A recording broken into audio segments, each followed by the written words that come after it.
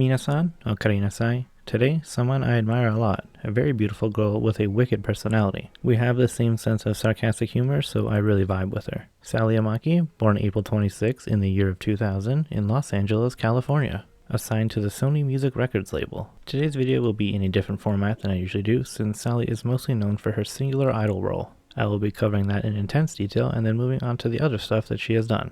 First off, her origin story. Both of Sally's parents are Japanese people who immigrated to Los Angeles and met and got married there. So they didn't know each other when they both lived in Japan, which makes her a second-generation Japanese American. Sally first attended elementary school with many Asian and Asian Americans, and she would talk with her classmates about anime, like One Piece and Naruto. However, in the 3rd grade, she transferred to a new school, and none of her new classmates liked anime. So in order to fit in, she began watching American dramas even though she didn't really enjoy them. She also pretended that she couldn't speak Japanese and had no interest in Japan. She was upset every Sunday because she dreaded having to return to school each week. She often stayed home and avoided class. Again, same. I honestly missed so much school because I just hated being around people.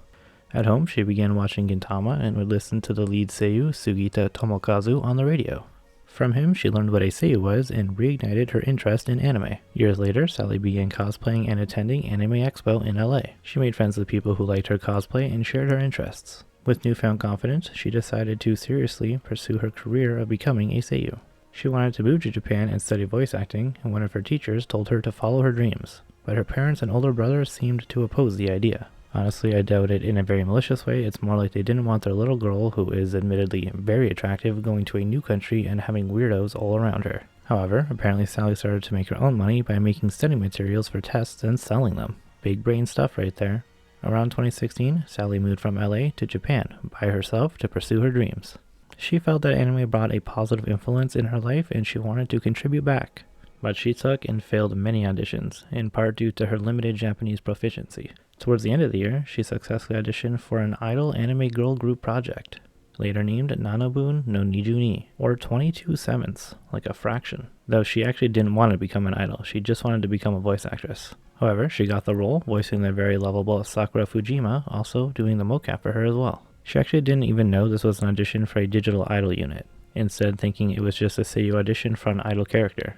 During the singing portion of the auditions, Sally was the final person to sing in her group. Her peers had introduced themselves in a cute voice and sang in a cute voice as well. So Sally decided that she would introduce herself in a cute voice and then intentionally lower her voice and sing in a deeper, boyish voice.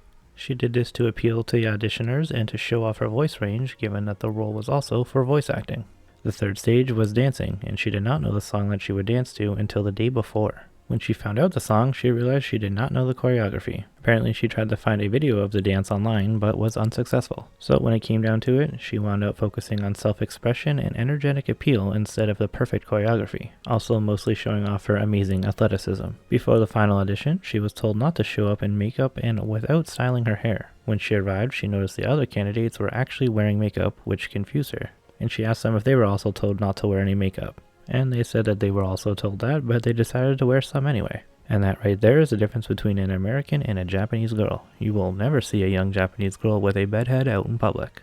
Anyway, she did eventually advance to the final stage, even though she thought that she wouldn't, so much so that she even thought of quitting during the showroom selection process, which is kind of like just an audience selection thing. In the end, out of all the participants, she was ranked 3rd place. And with all that done and over with, she got herself her first big role. After the group's full introduction in 2017, Sally attracted an international audience after a montage of her joking around in English went viral on Twitter. After noticing she had drawn in a large overseas fan base, her character was rewritten as an English speaker.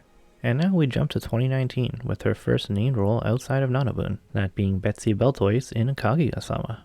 Then also a lead of Akubi in the movie Pandora and Akubi.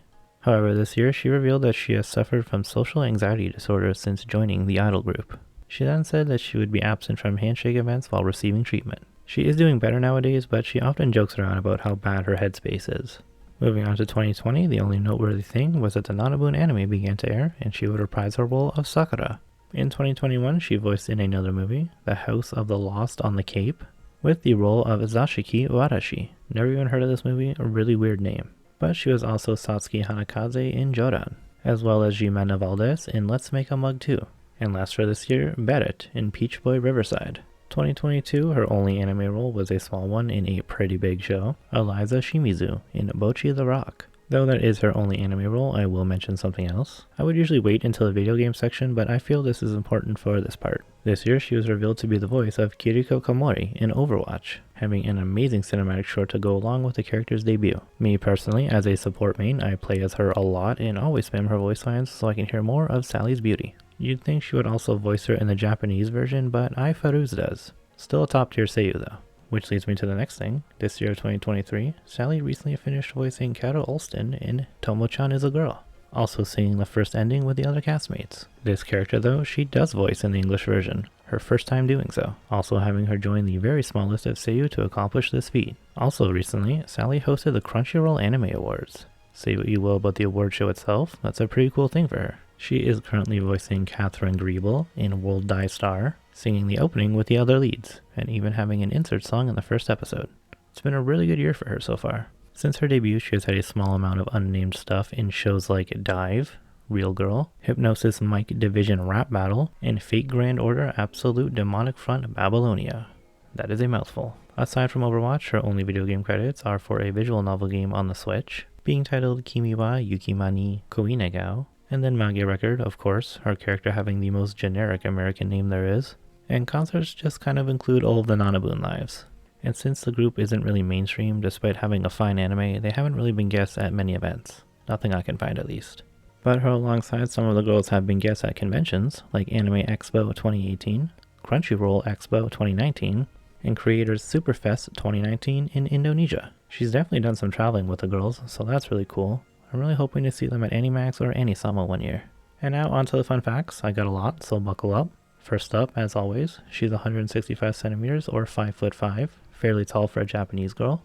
On the socials, she has both the gram and the Twitter, as well as a fairly active YouTube channel, usually posting short, really fun videos, but also any song covers. Her skills are figure skating, which she has been doing since childhood, along with ballet. There's also holding her breath, which she can do for 1 minute and 34 seconds, and ladybug catching. In junior high, she also did some cheerleading. Her first language is English, and in addition to Japanese, she also speaks some French and Spanish. She has also said that one of her specialties was sleeping in class without getting caught. Then her hobbies are fantasizing and fishing.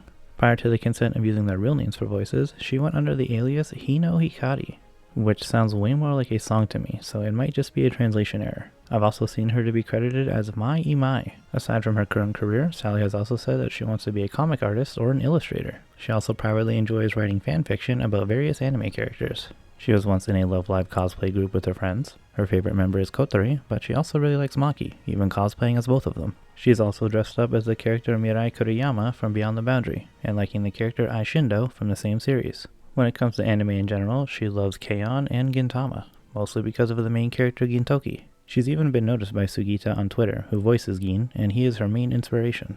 I'm sure that made her feel very accomplished. Lastly, she loves Kuro from Haikyuu, and even called him her boyfriend once in a YouTube video. Her Twitter handle even says that she's a Gintoki/Kuro enthusiast. Miss Amaki is a fan of K-pop and has favorite members from most of the popular groups. She is also a big fan of Vocaloid, as well as occult stories and documentaries.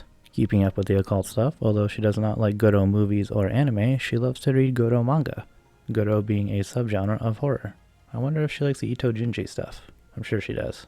Sally is the overseas representative for her group Nanabun, and some of the other girls also say that she's their dance leader, probably because of all the dad jokes. She refers to fellow member Kanae as her older sister, and former member Ruri as her twin brother, again showing her fun humor.